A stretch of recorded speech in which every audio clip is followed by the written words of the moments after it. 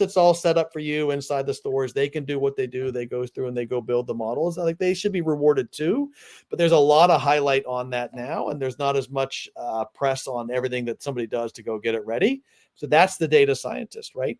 On the tail end of that is once somebody builds a model, once a data scientist builds the model, they're not exactly in love with it anymore.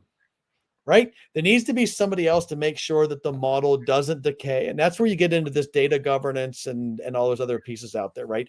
Is it still the right thing that this model is out there making decisions? Is it making as good as decisions as it was when it first went out there?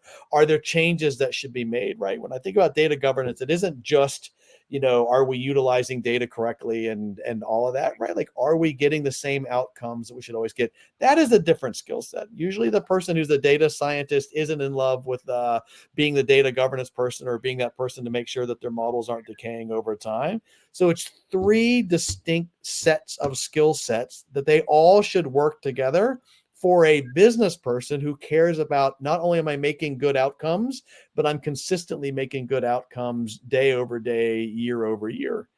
And whether I knew it or not, like that's what was going on at Capital One. I just didn't realize it, and then I got away from it, and then you kind of could see these gaps. And now I'm starting to come back to it's like, yeah, again, these three skill sets should always be together, right? Doesn't mean it has to be the same person. The ability for one person to do all three of those, extremely difficult.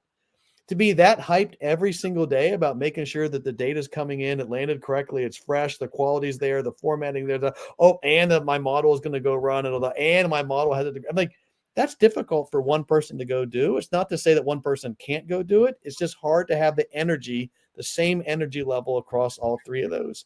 Find people with the energy for the first one, the second one, and the third one, and put them into those roles. That's the ideal situation in my mind.